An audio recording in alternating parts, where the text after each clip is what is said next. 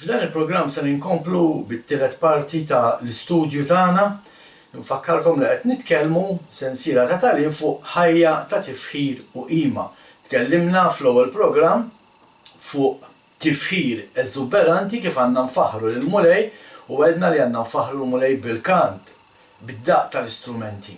Blajjat, billi nxejru b'nadar, billi nisfnu qoddim il-mulej, dan huwa kollu mod ta' kif nistgħu nfaħħru il-mulej.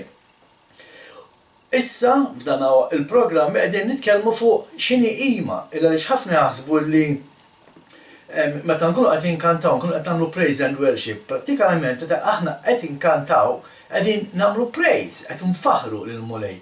Worship hija qima, worship hija stil ta' ħajja. Inti ma tqimx il-mulej għax tkantalu, inti tqim il-mulej bil-mod kif tgħix. Li timxi wara l-istruzzjonijiet tiegħu, li timxi wara l-kelma tiegħu.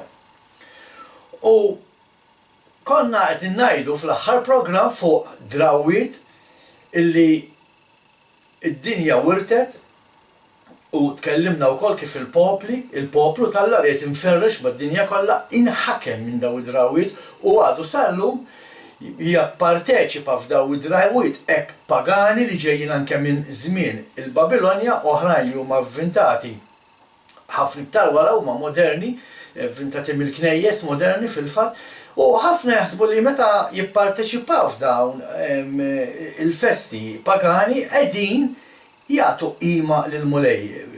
Fil-fatt ikunu qed jagħmlu bil-maqlub, ikunu qed jagħmlu dak kollu li Alla qalilna biex ma nagħmlux, u ħafna skritturi semmejnihom fl-aħħar programm. Illa għaliex qed nagħmluh dan it-tagħlim, illa għaliex nerġgħu ngħid, uritna tagħlim għarrieq, uritna ħajjiet pagani. Fil-fatt xi ħaġa li Ġeremija wkoll isemmi meta aħna nitkellmu fuq il-profeti tat-Testament l-Antik. Ejja ma nagħmlux l-isbal u ngħidu dak fit-Testament l-Antik. Il-profeti għadhom ikellmuna llum. Il-kotba tal-profeti li huma ispirati mill-Ispiritu Santu kienu ispirati u għadhom ispirati anke għall-ġenerazzjoni tal-lum. Ejja naraw xejdinna allura Ġeremija kapitlu 16 vers 19. Mulej qawwa tiegħi, fortizza tiegħi, ken tiegħi fjum il-hemm. Għandek qatt jiġu l-ġnus minn truf l-art u jgħidu gideb biss wirtu mis-sirjietna, fruwa bla ebda fejda. U hawnhekk qed jagħmilha ċara Isajja li dak li uritna it-tagħlim għarrieq, it-tagħlim fals, it-tagħlim pagan li tallimna mingħand il-knejjes li ħafna qegħdin fostna anke llum il-ġurnata għadhom qed jippritkaw u jagħmlu dan il-qerq. Huwa kollu fruwa u bla fejda. Għalhekk qed nagħmlu dan it-tagħlim għaliex jekk inti minnek qed tqim l-Alla bil-mod tiegħek, il-qima tiegħek hija fruwa u bla fejda mi ħadd waslek imkien. Biex inti tqim l-Alla titqimu skont il-kelma tiegħu.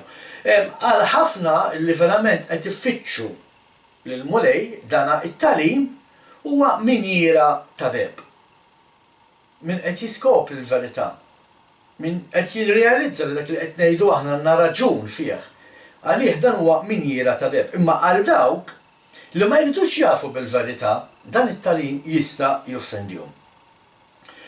Ħbib tiegħi l-iskop tagħna huwa li nresqu lil dawk li l-Ispirtu tal-Alla qed isejjaħ sabiex verament jidħlu f'relazzjoni mal-Alla. Dak huwa xogħolna. Illi l-bniedem jirrealizza xi ġifieri relazzjoni one-on-one, inti mal-mulej. Dak li qed ifittex Alla, nies li imuh fl-ispirtu u fil-verità, ġifieri fl-ispirtu permezz li temmen li dak li għamel Jaxua għalik salvak, għaliex mingħajr Jaxua kieku aħna kollha meqrudin. U fil-verità, x'in il-verità ġbajna ngħidulkom il-verità hija l-kelma tal-Alla. Jiġifieri inti titqim l-Alla billi temmen f'Jaxua. Jekk inti ma temmix li Jaxua huwa l-Messija inti għal xejn qed tipprova tqim l-Alla. Min-naħa l-oħra, jekk inti ma timxix mal-istruzzjonijiet tal-Alla, mat-Torah, mal-liġi tiegħu, inti l-istess m'intix qed tqim il-Alla ta' Iżrael, il-Alla tal-Bibja. Araw x'jgħid fil-ktieb tar-Revelazzjoni, dan huwa l-aħħar ktieb fil-Bibja, l-ktieb tar-Revelazzjoni kapitlu 12. vers 9. U kien imwaddab id-dragun il-kbir, is-serb tal-qedem li sejjaħ id-demonju u x-xitan. Il-qarrieq tad-dinja kollha. Dan huwa fatt li ħafna mexxejja pastors u hekk imsejħa ministri tal-Alla ħbew bil-knejjes għal dawn l-aħħar 1990 sena. Ħbew il-fatt li x-xitan qarraq bid-dinja kollha. Meta aħna qed nemmnu affarijiet li mhumiex fil-Bibja, nkunu qed inżidu mal-kelma tal-Alla. Hemm ħafna affarijiet li knejjes moderni llum iżidu mal-kelma tal-Alla. Waħda minnhom hija pereżempju iċ-ċippa li hija s-666 li iċ-ċippa ma ssiba imkien fil-Bibja u għaldaqstant meta qed tagħlem dan it-tagħlim qiegħed tmur kontra l-kelma tal-Alla għaliex qiegħed iżid ma dak li hemm miktub fil-kelma tal-Alla. U Alla qalilna la żid u naqqas minn dan il-ktieb. Ejja ħankomplu bit-tagħlim tal-lum. Illum ħadd m'għandu skuża jgħid ma nafx. Illum ġibajna ngħidulkom it-tagħlim qiegħed hemm, it-tagħlim jinsab fuq l-internet għal min verament irid ifittex. Mhux tmur bil-qiegħda fuq quddiem u tolli jdejk u tgħid ammenu ħallelu li għal kull ma tisma' u ma tindenjax ruħek tfittex x'inhi l-verità. Ftakru ħbib tiegħi Pilatu kellu l-verità qudiemu ma skoprijiex ma rafix. Għat attent li ma jġrilekx bħalma ġralu Pilatu. Għandek il-verità fidejk meta tiftaħ il-Bibja u m'intix tiskoprija. Għaliex? Għax inti qed tfittex biss dak il-vrus li qed tisma' l-predikatur jgħalmek u m'intix verament tfittex Alla x'qiegħed jgħid. Daniel kapitlu 12 vers 4 raw x'jgħid. Imma int Daniel għalaq dan id-diskors u s-siġilla l-ktieb sa żmien tal-aħħar. Ħafna bnedmin qatt jiftħuh, qatt jifluh sewwa u jikbru fil-għaqal. M'għandekx għalfejn teqpa' mqarra aktar ħabib. Alla stess qed itina din il-profezija. Skopri x'inhu dak li x-xitan ma jridx li inti ssir taf. U l-verità teħilsek hekk jgħidilna Ġwanni kapitlu 8 vers 32. Il-verità teħilsek. Kif ħadd tiskopri l-verità? Meta inti tiskopri x'inhu dak li x-xitan qed iżommok milli verament tkun taf.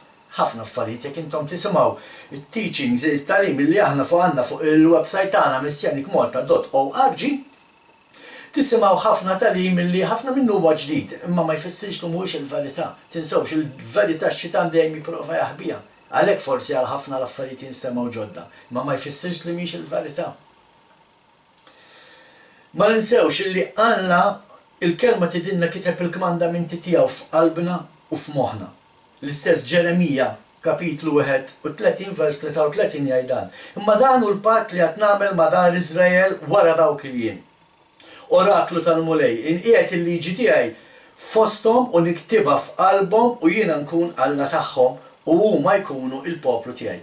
Is-sajd li inti ila li Alla se jiktiblek il-kmandamenti tiegħu f'qalbek u f'moħħok jekk bħalma jgħalmu ħafna għallima tal-Knisja moderna llum li nispeċini ngħidu ma' qarrieqa meta jgħidu li m'għadniex issa aktar taħt il-kmandamenti m'għadhomx jgħoddu. Xi ħaġa li jipritka bil-kbir tistgħu ssibu anke fuq YouTube li pereżempju Creflo Dollar li huwa pilastru kbir fit-twemmin Pentekostali Karizmatiku ġewwa l-Amerika fejn jgħid li llum m'għadniex taħt the Big Ten ma jgħoddux għalina l-10 kmandamenti. Talim qarrieq u fals, għax jiena narġa' ngħid, il għaliex Alla jiktibhomlok f'qalbek, mhux biex tagħmilhom. L-ewwel jiktibhomlok f'moħħok, x'jiġifieri jiktibhomlok f'moħħok? Taqrahom, tistudjahom, kuljum tfittex fil-kelma tiegħu, meta l-kelma tiegħu tidħol ġo moħħok, u mbagħad tinżel ġo qalbek. U għax tinżel ġo qalbek tkun trid tagħmel il-kelma tal-Mulej. U hemmhekk tibda l-qima lejn Mulej, meta inti tibda tgħix il-ħajja kif iridek Alla, hemmhekk inti qed tgħix ħajja ta' qima. Sakemm għadek qed tmur wara l-fruqa tad-dinja, sakemm għadek qed tmur toqgħod tiċċelebra s-siġra tal-milied u għadek tmur toqgħod tiċċelebra jum San Valentinu li huwa jum pagan u toqgħod tagħmel il-figolli u tiċċelebra l-Easter xi ħaġa li Alla ma jornanniex biex niċċelebraw fil-kelma tiegħu. Iwa, ħbib tiegħi, fruqa u mingħajr fejda huwa dak li inti temmen fih. Naf huwa xokkanti, ma dik hija l-kelma tal-Alla. Aħna naraw xejdilna Pawlu. Fuq l-istess patt li qed jitkellem Ġeremija. Il-litra l-Lut kapitlu 10 vers 16. Dan hu l-patt li jiena għad nagħmel magħhom wara dawk il-jiem jgħidilmu lej. Inqiegħed il-liġi tiegħi f'qalbhom u f'moħħhom niktibhom. Nerġa' ngħid, jekk huwa veru dawn huma miktubin f'qalbna u f'moħħna, għalfejn huma miktubin f'qalbna u f'moħħna. Hekk għal xejn mhux biex inkunu nafuhom u għalfejn għandna nkunu nafuhom mhux biex nimxu u nagħmluhom u wettquhom, hemmhekk inkunu qegħdin ngħixu ħajja ta' qima. Inutli tmur toqgħod tawerżaq, inutli tmur toqgħod tisfen, inutli tmur toqgħod iddoq l-istrumenti biex tfaħħar il-mulej jekk il-ħajja tiegħek mhix ta' qima. Issa jekk issa għandek il-liġi talla miktuba fik, issa ma tistax teqba bħal pagani.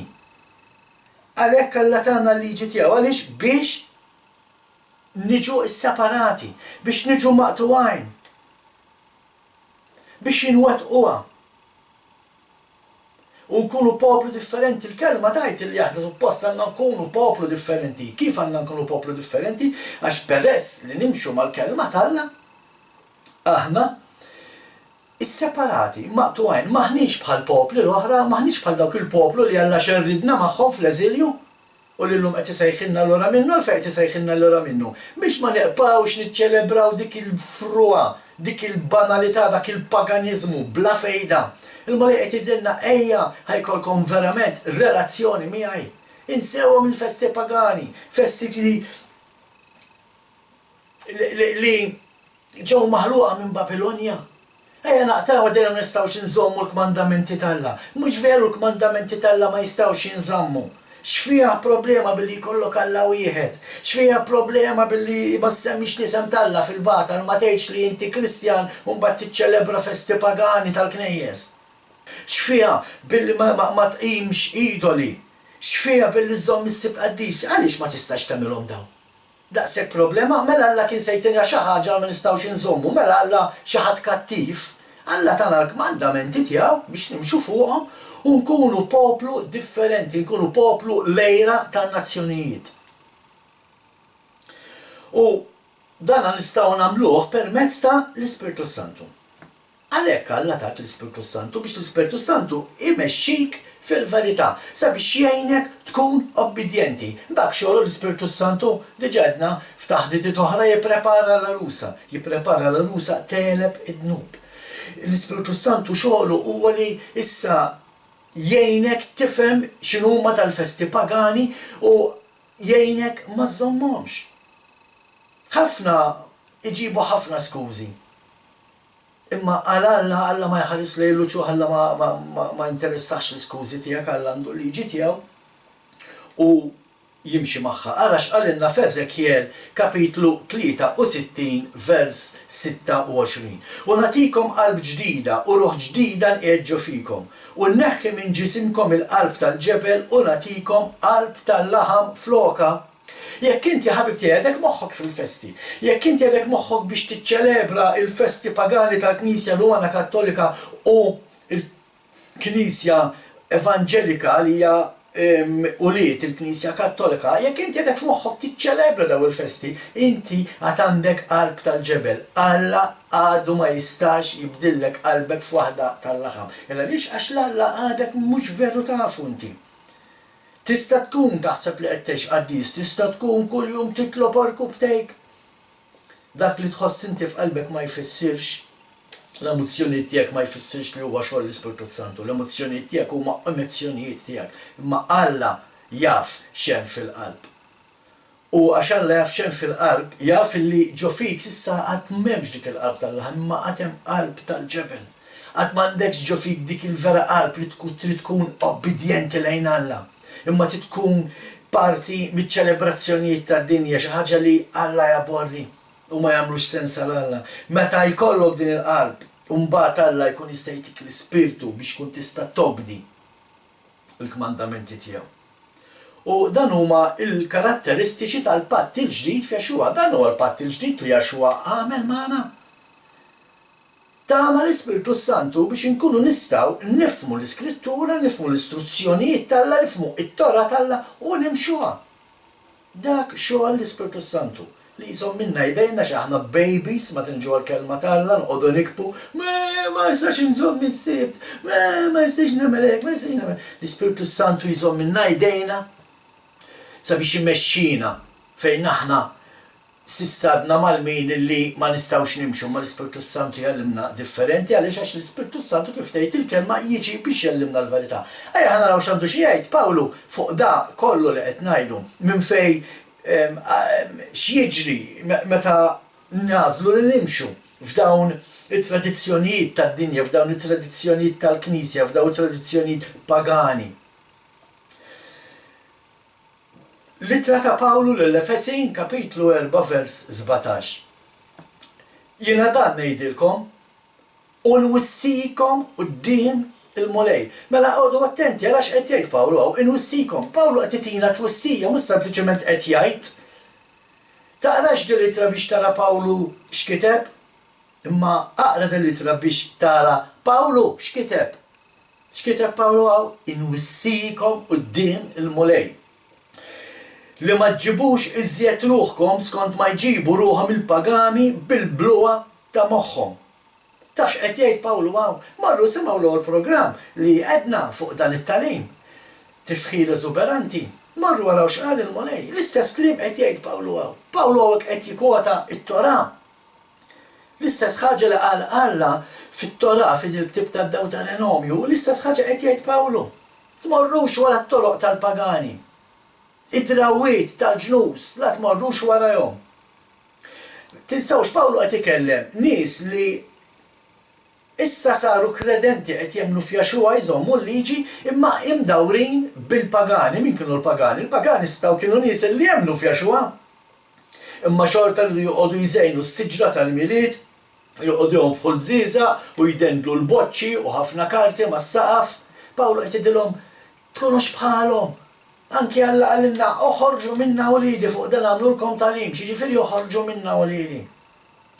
Oħorġu minna mhux biss bħalma jippritkaw ħafna uħorġu mill-Knisja Kattolika, uħorġu mis-sistema illi l-Knisja Kattolika daħlet mad-dinja kollha u li wirtet anke l-Knisja Evanġelika. Iva, uħorġu minnhom daw id-drawiet pagani u ħżina.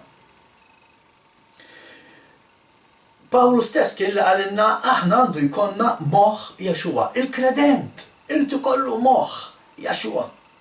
Araw x'qal Pawlu fl-ewwel ittra lill-Korintin. L-ewwel ittra lill-Korintin it-tieni kapitlu vers 16. Minu dak li jista' jifhem il-ħsieb tal-mulej biex ikun jista' jalmu. Imma aħna għandna fina il-ħsieb ta' Kristu. Dana Pawlu qed jgħidu, aħna għandna fina il-ħsieb ta' Kristu. X'jiġifieri? Il-mistoqsija waqt toħroġ waħedha. X'kien il-bażi tal-ħsieb ta' Kristu? Il-bażi ta' ħsieb ta' Kristu dejjem kienet il-liġi tal-Alla. Il-bażi tal-ħsieb ta' Kristu dejjem kienet it-Torah. Mela jekk inti suppost għandek il-moħħ ta' Kristu, mhux tajt illi m'għadniex taħt il-liġi, mhux tajt illi l-liġi llum ma toċċalina, jekk inti għandek il-moħħ ta' Kristu, inti tippritka tittallem l-istruzzjonijiet tal-Alla, tittallem il-liġi tal-Alla, tittallem it-Torah tal-Alla. Inkella m'għandekx moħħ Kristu, mhux veru. Jekk inti qed tiġi kontra l-kelma tal-Alla, il-moħħ li għandek inti huwa Antikrist. U inti immarkat dak li ħafna jsibuh bħala 666, xi darba nagħmlu studju fuq dan is-666. Jekk inti qed tipritka li ma tniex taħt il-liġi, jekk inti qed tgħid li llum il-kmandamenti ma tistax iżommhom, inti f'moħħok huwa, il-bażi ta' moħħok huwa l-Antikrist u mhux Kristu kif qalilna Pawlu. Ejja ħankomplu fl-ittra ta' Pawlu l-Efesin kapitlu 4 vers 18. Efesin kapitlu 4 vers 18 jaqra hekk.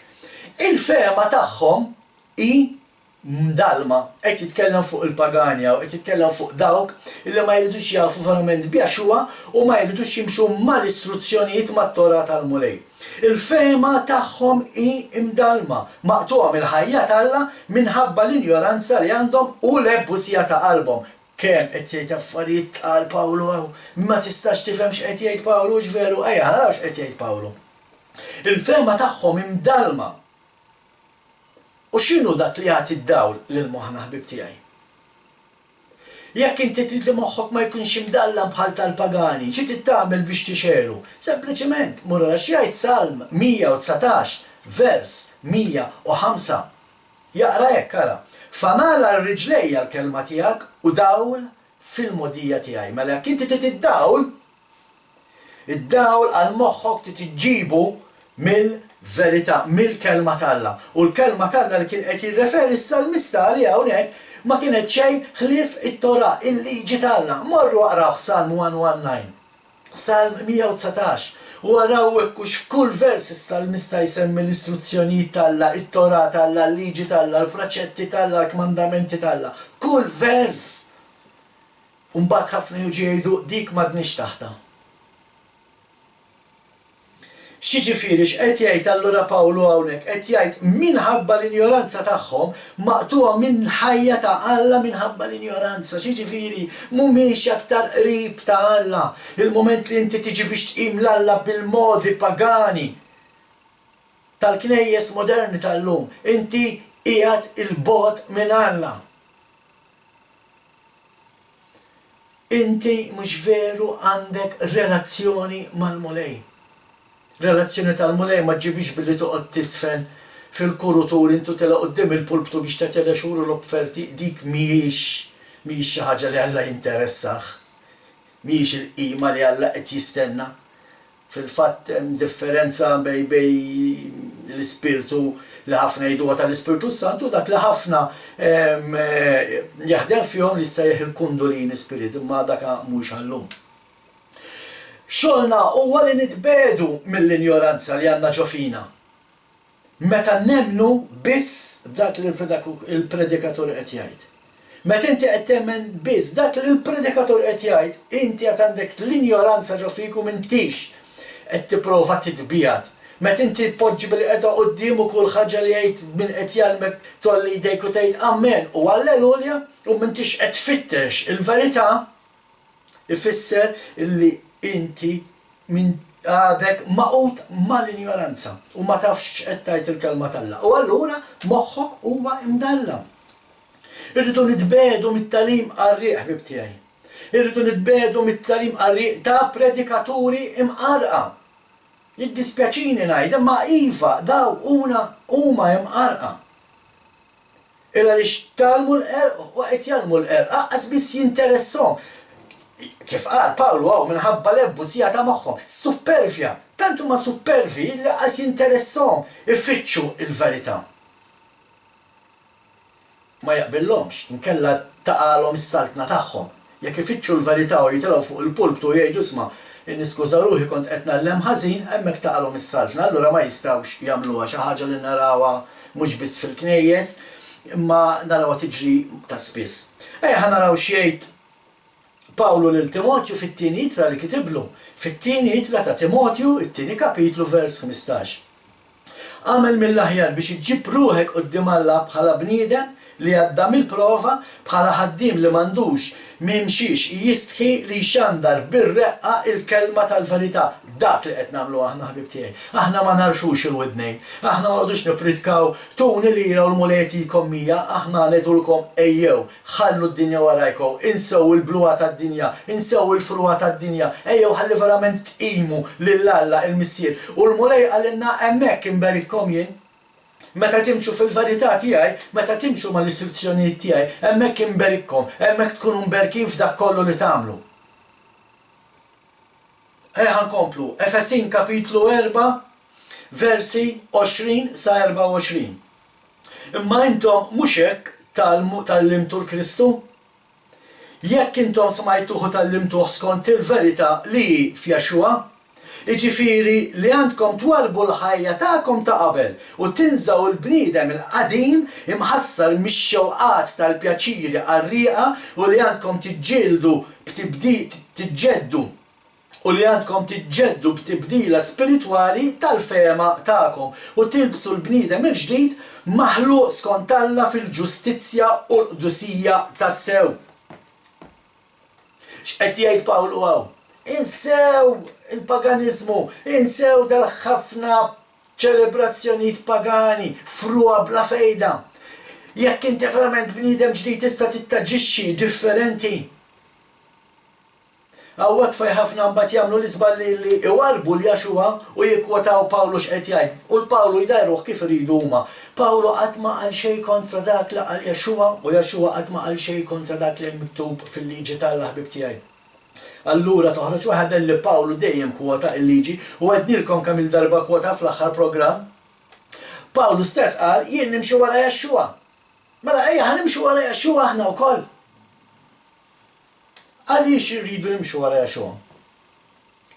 Għaliex u l-nkun wieħed li qed fuq in-naħa tal-lemin tal-missier u għaliex nata dan ir-rigal minn Alla l-missier. Għaliex seta joqgħod fuq in-naħa tal-lemin tal-missier għax mexa mal-istruzzjonijiet tal-Alla b'mod perfett. U Jaxua għalilna imxu warajja. Issa ħallija xejdu l-predikaturi l-lum ma tistax timxi wara Jaxua għax ma tistax iżomm il-liġi bħal ma żammaw. Allora Jaxua kien qed jikdib meta qalilna mxu warajja, le. Huwa l-predikatur li huwa mqarraq. Jiena nemmenx qal Jaxua u nażel li nimxu wara Jaxua. Bniedem ġdid ma jfissirx li toqgħod tagħmel shake, rattle and roll quddiem il-pulptu x'kien jiġi xi ħadd ipoġġi jdek fuqek ta'. Daka ma jfissirx li inti bniedem ġdid. Nafu ħafna nies li jagħmlu shake, rattle and roll u nafu anke x'ġara minnhom dawl ħafna nies imma nerġa' ngħid iddispjaċini ngħid dan huwa tagħlim qarriq tal-Knisja affarijiet li laqqas biss narahom isiru fil-Bibja fil-verament.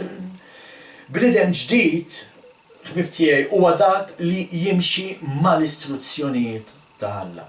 Hemmhekk inti ssir bniedem ġdid, sakemm inti għadek qed timxi fuq it-tagħlim qarriq tal-Knisja, jiddispjaċina ngħidlek ħabib, inti għadek il-bniedem l-antik, inti għadek mhux verament għandek dik ir-relazzjoni ma' Alla. Alla ma jistax jiġi jiltaqa' miegħek meta inti qed tqimu bil-mod li taħseb inti. Meta inti tagħmillu s-siġra tal-miliet, meta inti toqgħod iddendillu l-boċċi u l-karti biex nalik qed tqim il-mulej, meta toqgħod tagħmel il-figolli u l-Easter eggs. Min fejn ġejjin daw it-tradizzjonijiet? Morru studjaw, morru. Aqraw il-kotba ħati tal-mu ħbib tiegħi. Aqraw il-kotba ħati tal-mu. Morru araw minn fejn ġejjin daw l-affarijiet. Mill-liema talim, mill-liema reliġjon pagana ħarġet. Qednilkom Nimrod u l-mara tiegħu. U l-Babilonja illi ħolqot il-mara tiegħu. U l-Knisja Kattolika wirtet, u l-Knisja Kattolika ddiet lill-ulieda l-Knisja Evanġelika, u l-Knisja Evanġelika qed tgħaddi lill-imsieken. Talmu l-verità, ħalli verament titalmu tqimu l-Alla fl-ispirtu u l-verità ħbib tiegħi. Ejja ħankomplu. Efesin 4 vers 18. Il-fema tagħhom hi imdalma. Diġà għedna. Dilli tirridu nxelu moħna, irridu nxelu moħna bil-kelma tal-mulej, bl-istruzzjonijiet ta' Alla. It-Tora hija dawl. Ekk, għandna talim morru sema fuq il-website ta' Alla missjenikmalta.org x'inhi it-Tora morru. Ħatraw kif it-Tora u Jaxua huma l-istess. It-Tora hija l-liġi miktuba, Jaxua huwa l-liġi magħmul bniedem. Imma t-Tora hija d-dawl, it-Tora hija triq, it-Tora hija l-bieb. Jaxua huwa d-dawl, Jaxua huwa t-triq, Jaxua huwa l-bieb, Jaxua huwa il-verità. L-istess bħal mija t-Tora. U ma ninsawx bibtija id-dawl fid-dinja huwa baxx. Id-dinja mudlama, ħafna mudlama. Għalhekk aħna ta' Missjenik Malta nġibu il-motto li il-motto tagħna huwa inxandru id-dawl tal-kelma ħajja f'dinja mudlama. Dak hu xogħolna. Illi ngħidu lin-nies minn fejn ġejjin daw it-tradizzjonijiet kemm hu maħżina u għaliex m'għandniex niffollowjawhom. U dak li nagħmlu aħna. Bħalma qed tisimgħu f'daw it-taħdidiet. ċerti tradizzjonijiet ħbib tiegħi jidhru innoċenti ħafna. U hawnhekk fejn irridu noqogħdu attenti għalhekk bdejt jiena bil-kwotazzjoni mill-Ktab tar-Revelazzjoni illi x-xitan qarraq bid-dinja. Ix-xitan meta jiġi biex jittantak, mhux se jagħmilha ovvja. Ix-xitan meta jiġi biex jittantak ħajtik xi ħaġa li ħatara sabiħa. Allura jekk inti minn xkunitek dejjem ġejt mitmuħ xi ħaġa pagana, illum hija problema biex tnoħħiha minn ġo fik. Ma dan hu l-iskop li Alla ħariġna mill-Eġittu.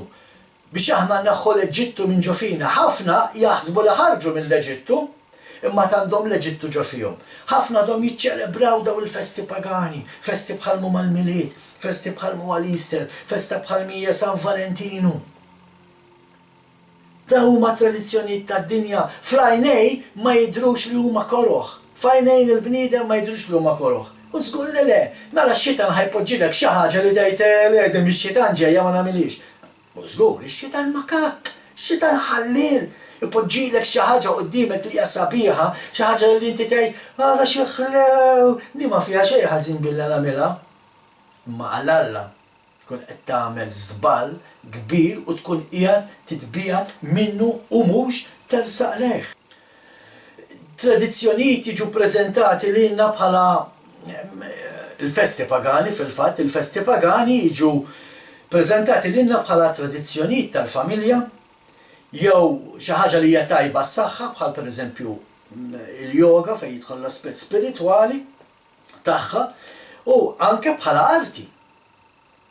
Ma ninsewx illi ħafna li jsejħu skulturi u artisti u jagħmlu ġbija ta' dak u ġbija ta' ieħor meta nlaqalina tagħmlu l-ebda ġbija, imma aħna mdorrijin minn xkunitna f'dal affarijiet, u allura dal-affarijiet aħna għalina imdorrijin bihom u ma jagħmel xejn ħażin. Għal Alla jagħmel ħafna ħażin. Araw x'jgħid Pawlu fl-ittra lill-Korintin, l-ewwel ittra lill-Korintin kapitlu 12 vers 2. Tafu li meta kontu pagani, intom kontu imkaxkrin lejn idoli li ma jitkellmux, bla ma biss kontu fihom. X'in il-problema? Il-problemi li ħafna jissejħu Kristjani għadhom hekk sal-lum. Għaliex trid tarma s-siġra tal-Miliet id-dar? X'fiha? Ma titkellimx, ma tiċċaqlaqx. U naraw jqogħdu jdendlu l-boċċi u jagħmlu l-kewba u jixelu la u jixelu l-hemm u fl-Easter nagħmlu l-bajt u nagħmlu l-figolli. Tkunu x'imqarqab daw l-apparenzi pagani ħbib tiegħi. Dawn huma affarijiet li jidhru sbeħ fil-għajn imma spiritwalment qegħdin joqtlukom. Ftakru li Satana ħbib tiegħi jista' jidher ukoll bħala anġlu tad-dawl. X'jiġifieri? Għax inti qatt ma rajt anġlu, qatt ma rajt anġlu, żgur qatt ma delli x-xitan ma jfissirx la ħejdillek. Jaġixxi. Ix-xitan jista' jaġixxi bħala anġlu, messaġġier ġifieri, tad-dawl. U allura dak li inti minn għalik huwa sabiħ huwa tajjeb f'għajnejn Alla min-naħa l-oħra ikun ġej mix-xitan. Imma qed jagħmik, qed jurik is-sabiħ. Nafu jibes dan it-talim. U ħafna qed jisimgħuh u jitkerħu. Imma nerġgħu nedulkom ħbib tiegħi. Aħna ta' Missjanik Malta mhux qegħdin hawn biex narxu il-widnejn. Aħna qegħdin hawn biex inwasslu il-verità. U tafu li qed ngħidu l-verità. Imma ibsa biex tneħħi l-Eġittu minn ġo fik. Nafu wkoll. Mhix faċli. Huwa biss permezz ta' l-Ispiritu Santu. Imma bħalma jagħmluha 15-20 li qegħdin fil-komunità Malta Missjanika jistgħu jagħmluha 100, jistgħu jagħmluha 200, jistgħu jagħmluha 300, 400, jagħmluha, jista' jagħmilha poplu sħiħ. Jekk inti għandek qalbek miftuħa biex tisma' l-mulejx qed jgħidlek. Sakemm għadek tgħix fid-dinja, sakemm għadek qed tfittex it-tradizzjoni tad-dinja, allura il-ħażin li hemm f'dawn it-tradizzjonijiet f'dan il-pagajiżmu inti qatt minti ser taraħ. Imma meta jiftaħlek għajnejk Alla, meta verament jiftaħlek għajnejk Alla, u mbagħad tirrealizza kemm qed tgħix fi ħmieġ. Tirrealizza kemm qed tgħix twemmin qarrieq. U għadu attenti għax xi darba jfikun tard wisq ħbib tiegħi. Sakemm il-popli iridu suppost jemnu f'Alla u jmorru wara tradizzjonijiet tad-dinja x'qed jagħmlu, qed jippruvaw jaqdu żewġ imalma fl-istess ħin. Xi ħaġa li ma tistax tagħmilha. Jaxua stess qal fi Ġwanni 10 vers 27 xi jgħid Jaxua. In-naġ tiegħi jisimgħu leħni jien narafhom u huma jiġu warajja. Jaxua qal ukoll fl-Apokalissi kapitlu 3 vers 15. Isma'u ħbib tiegħek, Apokalissi kapitlu 3 vers 15. Jiena naf l-opri tiegħek. U naf li la inti kiesaħ u lanqas sħun. Mhux li kont jew kiesaħ jew sħun. U għalhekk la darba inti biered u la sħun u lanqas kiesaħ jien ser nobsqok minn ġo ħalqi. X'jiġifieri? La sħun u lanqas kiesaħ. Jiġifieri biered dik li tfisser. Met inti taħlita ta' kiesaħ u sħun inti biered. U f'kelma waħda Jaxua qed jgħidlek isma' iddardarni ħanobsqok minn ġo ħalqi. Għaliex għax Alla ma jċettax taħlit. Ma tistax inti taqbad il-kelma tal-Alla u tħallata ma' tradizzjonijiet li inti trid twettaq le, il-kelma tal-Alla titteqba pura fil-kontenut tagħha u l-mod kif ngħixuha rridu ngħixuha pura u mhux noqogħdu nħaltu biċċa minn hawn ma nġibu il-Christmas tal-pagani minn hawn. Nġibu l-Easter tal-Babilonja minn hawn. U hija billi niċċelebraw San Valentino. Le. Mela inti suppost qed tgħid li inti tal-mulej. Ħafna jgħidu smaħna tal-mulej għax aħna nemmnu għax aħna hekk għax aħna hekk imbagħad tarhom jiċċelebraw dawn l-affarijiet.